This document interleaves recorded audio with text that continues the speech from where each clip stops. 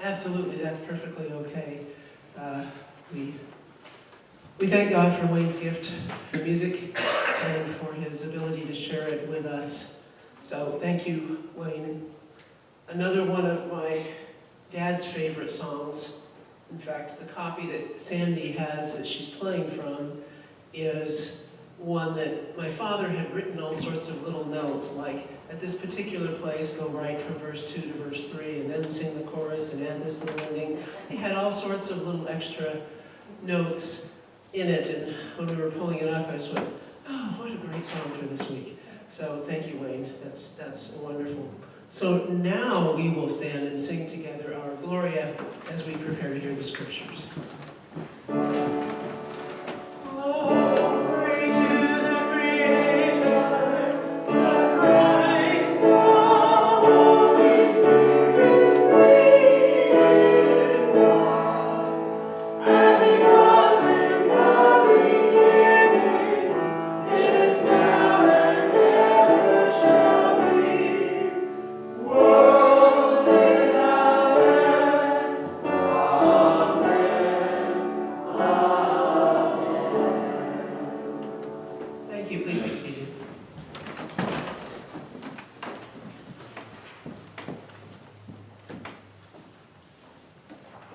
Our Hebrew scripture this morning is from 1 Samuel chapter 3, verses 1 through 10.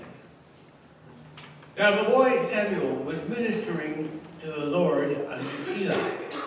The word of the Lord was rare in those days. Visions were not widespread.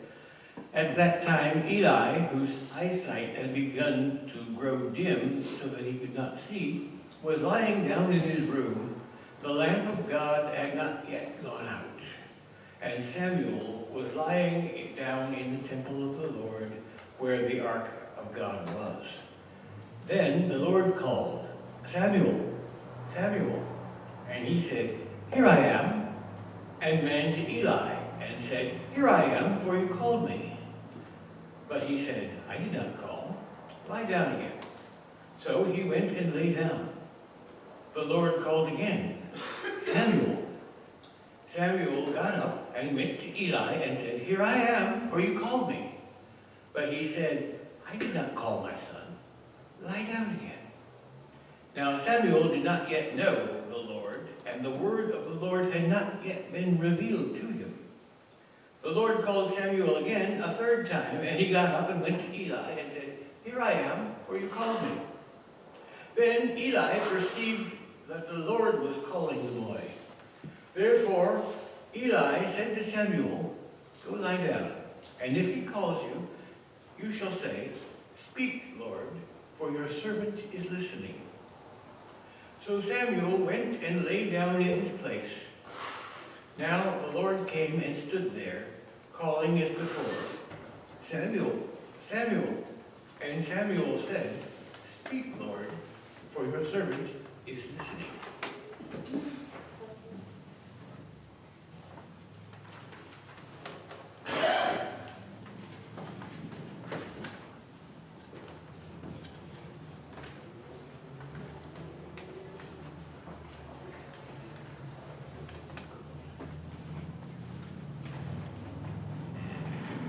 And our scripture from the Psalms today is from Psalms 139, verses 1 through 6 and 13 through 18.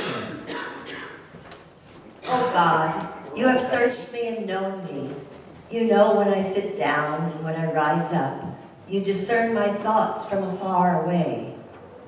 You search out my path and my lying down, and are acquainted with all my ways.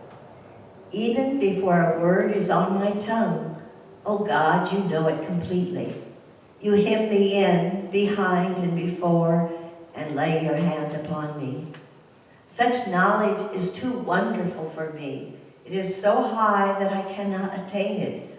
For it was you who formed my inward parts. You knit me together as in my mother's womb.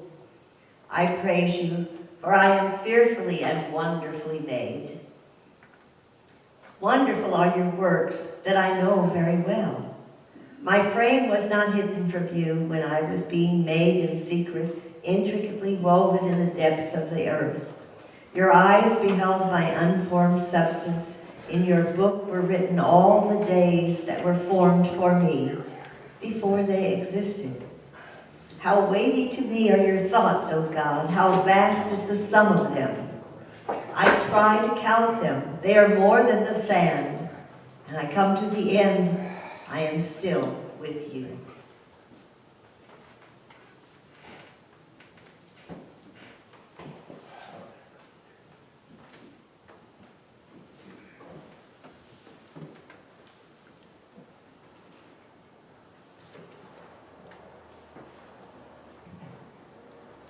Our gospel reading today is from the Gospel of John, the first chapter, verses 43 to 51.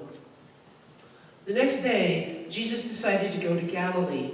He found Philip and said to him, "Follow me." Now Philip was from Bethsaida, the city of Andrew and Peter.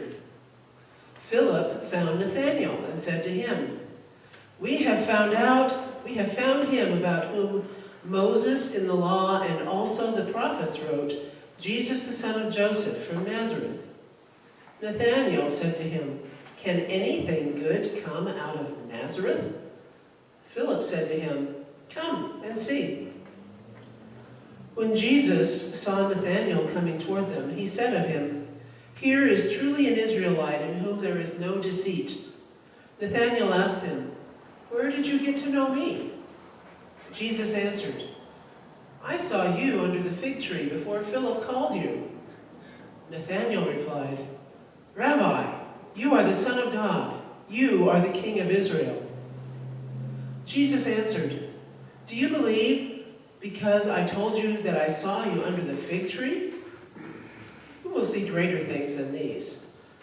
And he said to him, Very truly I tell you, you will see heaven opened and the angels of God ascending and descending upon the Son of Man. May we hear and understand the scriptures that we have been given today.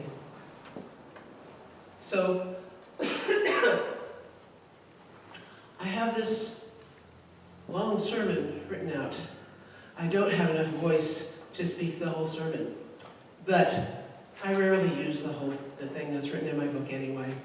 But this means that I'm probably going to ask you to be a little bit interactive with me today. And first of all, I want to call to your mind a few things to focus on. Now, we've heard 3 amazing scriptures today. We heard the story of Eli, who, as a boy, hears the call of God, but he thinks it's his teacher.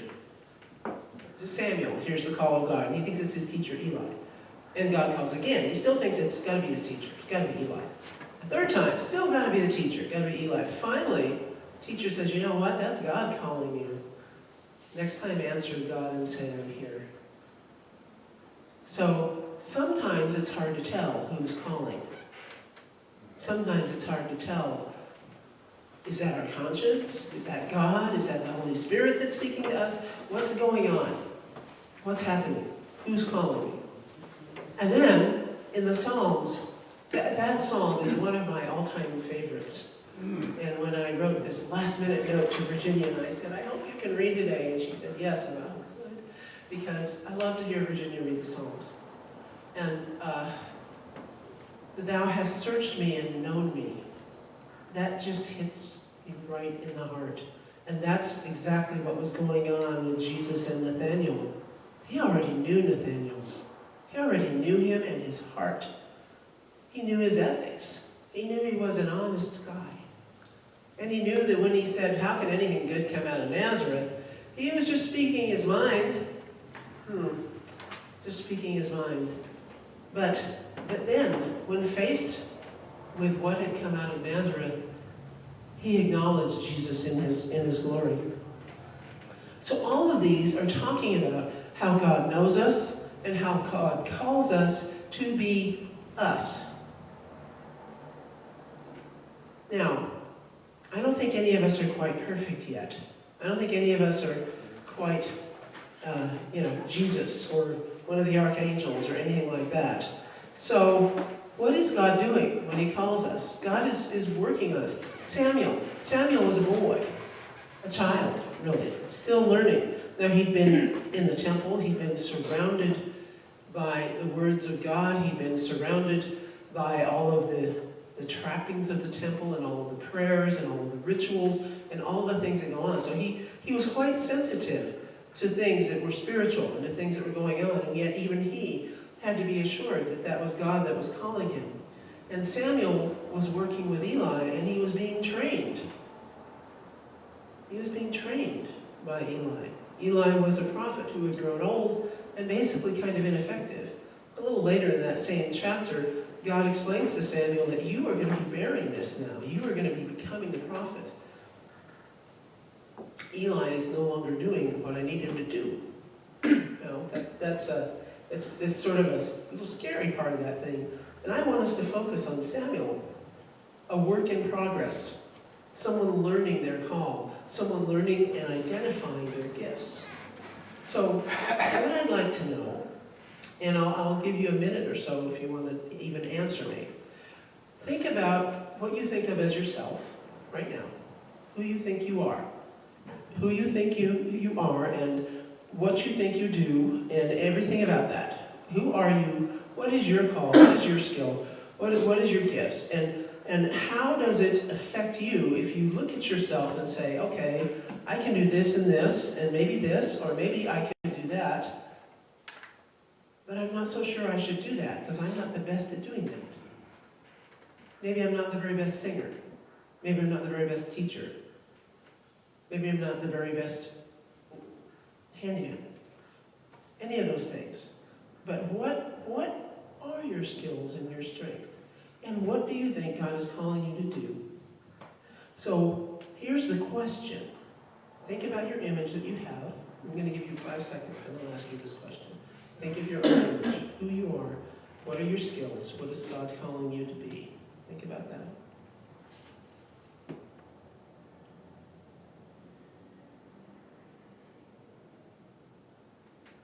Now, in that image, how does it change it, if it does, to think about yourself as being God's work in progress? So you have these skills, or you have these gifts, or you have these desires to serve, and God is working with you. God is teaching you and molding you and making you. So how does that, the fact that God takes that kind of an interest in us and calls us to do things and teaches us how to do those things and enables us to do those things and gives us opportunities to do those things, what does that do for you and your own self-image? I'm going to give you a few seconds to think, and then if someone wants to respond, that would be great.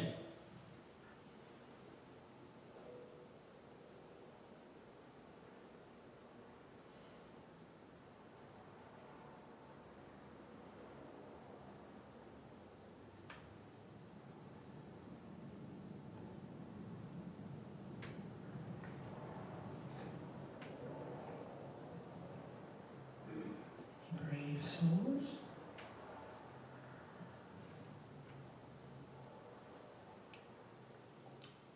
Well, for me, I started out in life thinking I was going to be a nurse. That was in about first grade. Second grade, I thought, no, I'm going to be a teacher. Mom's a teacher. I'm going to be a teacher. I did end up being a teacher, so Then I started playing musical instruments. And I was in a junior high school Southern California honor orchestra, playing the viola. And as I was on the stage playing the viola, I don't even remember what music we were playing. It was very hard for us. We were 11 and 12 years old, and it was big person music. I thought, okay, this is it. This is what I'm doing. And for the most part, yes, that is a great deal of my training, and I'm a musician. Then as I kept being a musician, and I kept serving, and I kept singing in choirs and leading church choirs and doing things, there was this constant little thing going on with me that was like, hey, need you. Hey.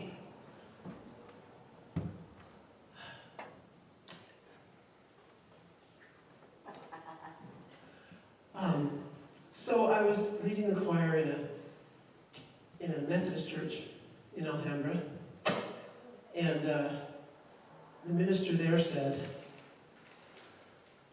I think that you should enter this program where we ordain our music directors. You undergo some training and you become a minister of music, and then you have the official thing through the Methodist church and all of that. And I said, okay, I'll think about it. And I didn't do it. And then I moved out to Louisiana, and I kept ending up serving in churches, not just as a music minister, but taking more classes, more studies. Like, you need more classes after you already have, a PhD in music. You need to go to college more, sure. Anyway, theology classes, liturgy classes, philosophy classes, all kinds of things. And I ended up becoming an ordained minister in the Metropolitan Community Church. And I served mostly as an associate pastor or an assistant pastor, focusing on music and worship and liturgy. And this kept going on, various churches. And then eventually I visited Bethel. And by then I'd been doing, filling in for sermons, serving as associate ministers, still serving as music professors and music ministers.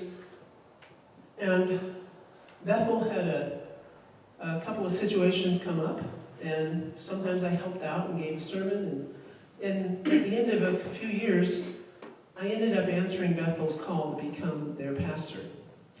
And I've loved it, and I've enjoyed it, and it's definitely something I belong doing. And it's not that I don't belong doing music, it's that God has wide-ranging purposes and gives us energy for all of those things.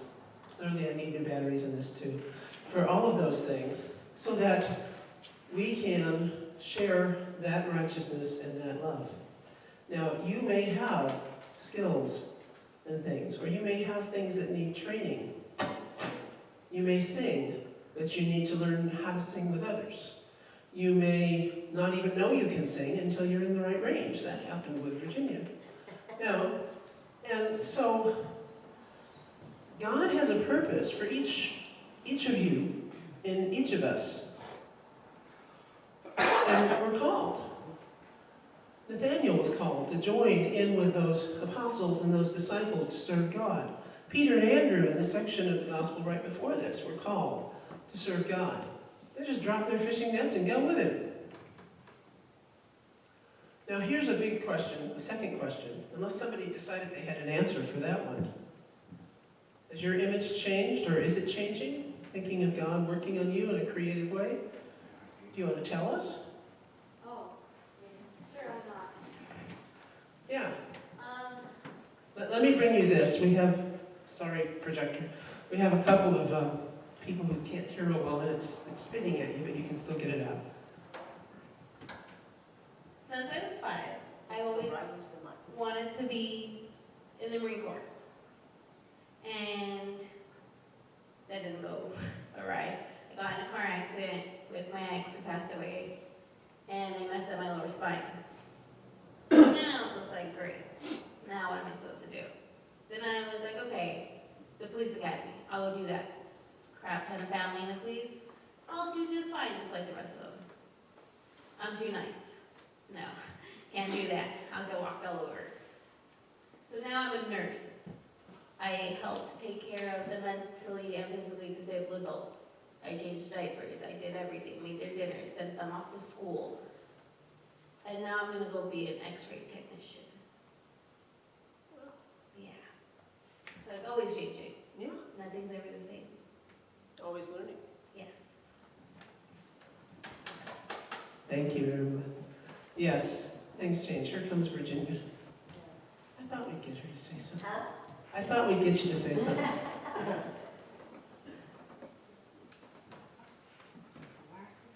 It's not that I don't have something to say, it's whether I can get it out. This in particular, with this voice calling to Santa in the night Okay. Some of you know my love story, sort of, and that the thing was, you have to understand that I had worked my whole life to go to college. I'd worked hard to get scholarships. I'd done everything. I'd gone through my entire college, and I was just on the brink of going to have a career. And I heard a voice as I was going up to meet my husband in the elevator. I was going up to his studio, and a voice said, "You are going to marry this man." And I couldn't have been less happy, shall we say. It was the last thing in my life I wanted at that time, and it was not, and never in my life have I even thought about having a family, being a mother, that whole part of my life. All I did was want a career, and it was in acting and so on. And the amazing thing is that I answered the call, and I have jokingly said over the years, maybe after 30 years of marriage, I said, why did I answer this call? I mean, why did I think I had to do what the voice said? I still don't know, but I had been raised in faith, and I suppose that was it. I took it at its word. And now I wonder, after all this time, just of what all that comes to. Maybe I've come full circle. Now I fulfilled that call. And but one of the things I've only become aware of lately, the last few years, not once did it occur to me when the voice came and when I answered it and the circumstances around it, it never once occurred to me that I was a part of history, that I was a part of the change in our country. I hope there's another change coming for us. Because it was only 5 years after we were married that it became legal, because it was an interracial marriage. And I thought nothing of it all that time, not when this was what I was to do, not ever. It's only then, after 55 years and when this all comes out, that I felt, oh, I was a part of a movement. And so I look at that as sort of my purpose.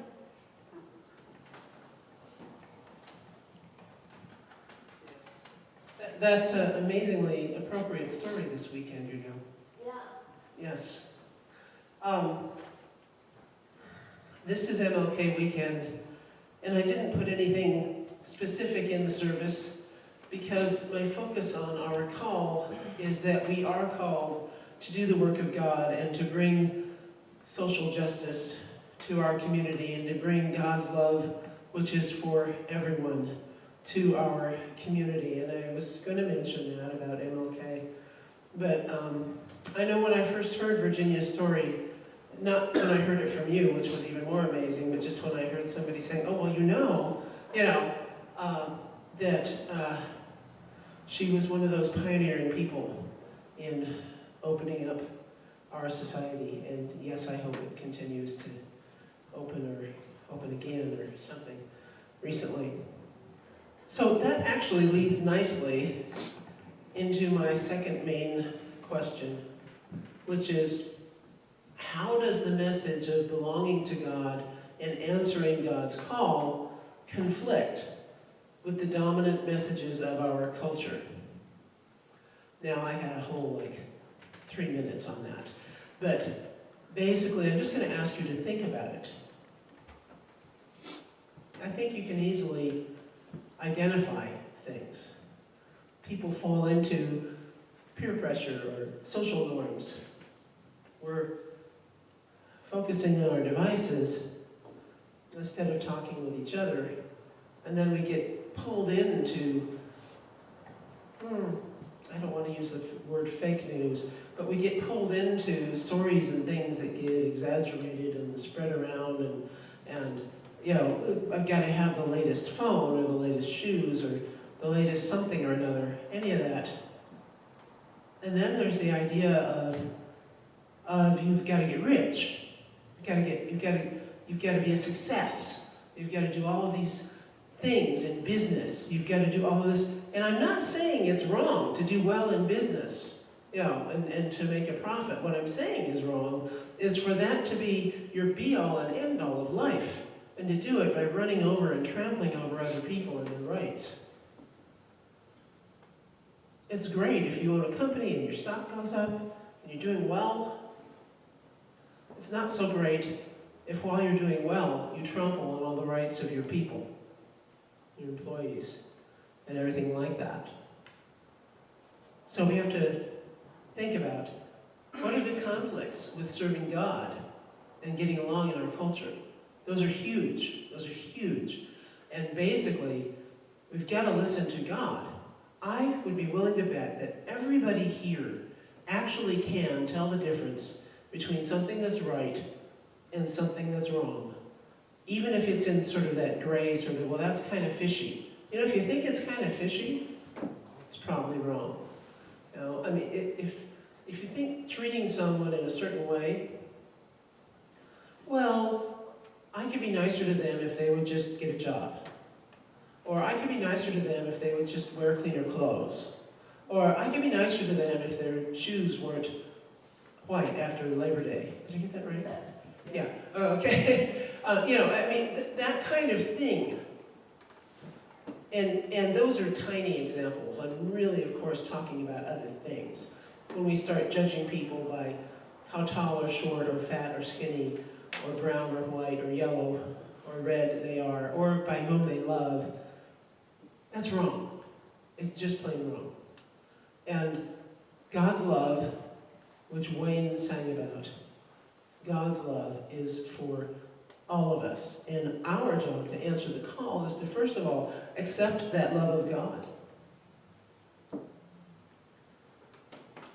Then the biggest question I had, you know, my usual 3 years, the biggest question I had is, what is it that prevents us, or even you, if you feel like you're not quite there, from being the very unique person that God created you to be?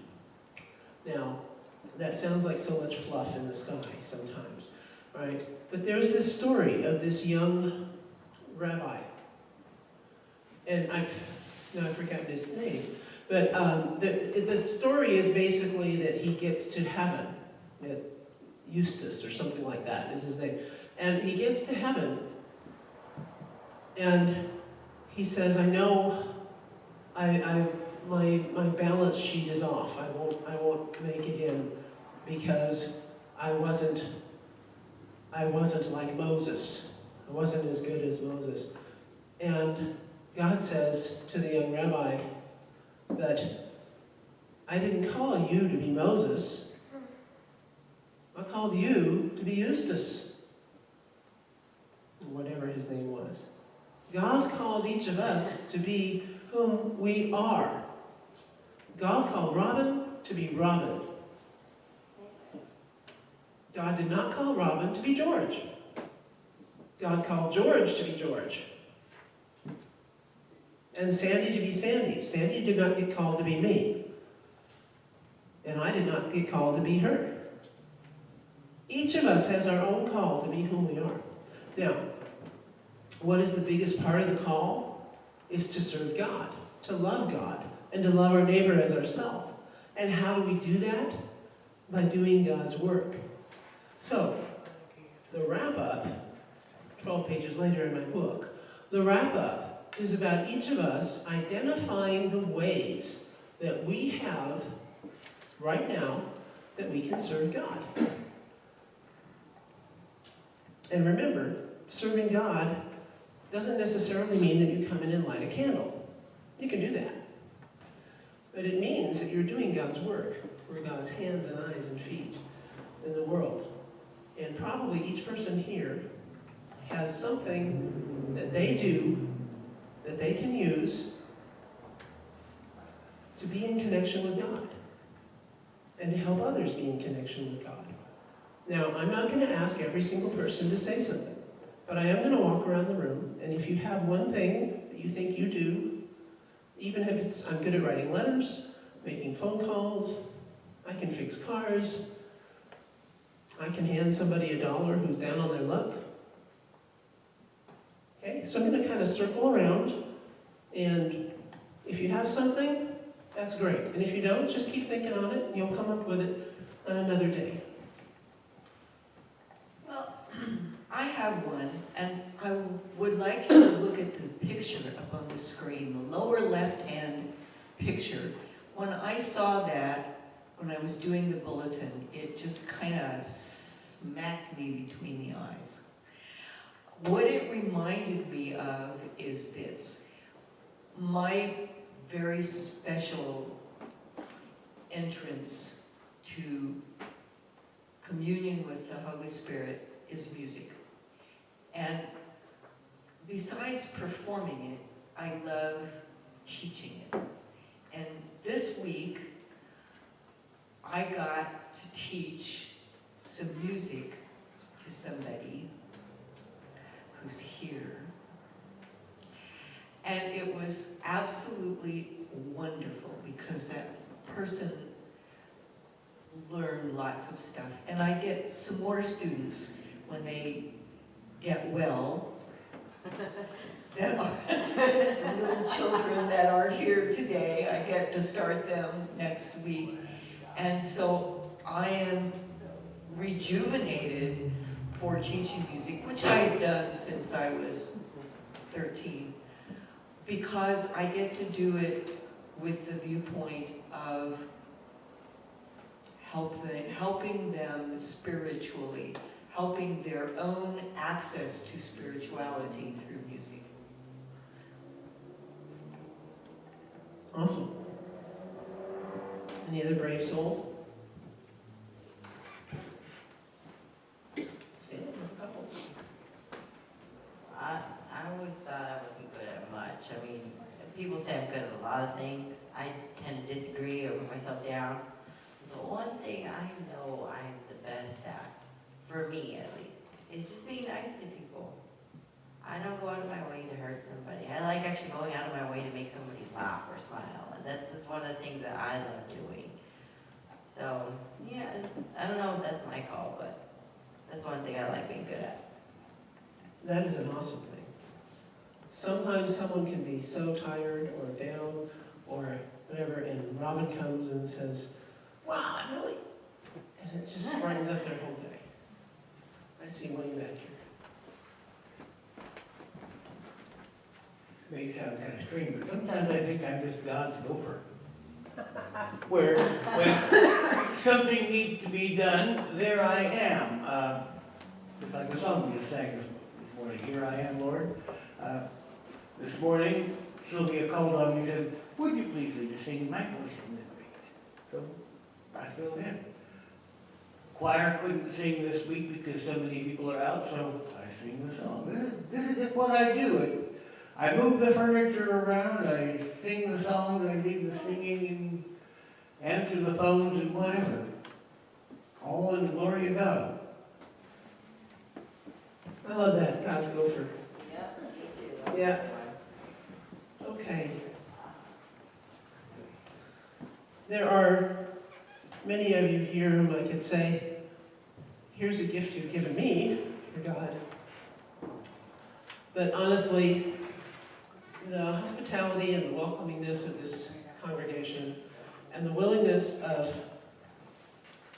everybody to try to chip in and do something, and of everybody to let people work and do something is very important. I know that part of me wants to be a perfectionist and say, well, I can do that better, I should just do it myself. But you know what?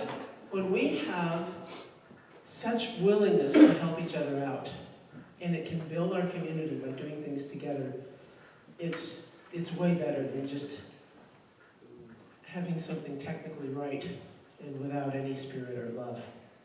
So, thank you for contributing to today's sermon about being called. And I challenge each of you to continue to think about where are your gifts, the gifts that God has given you, and how can you share those and use them to serve God and to serve your community? How can you see God in everyone, thereby serve God by serving your neighbor?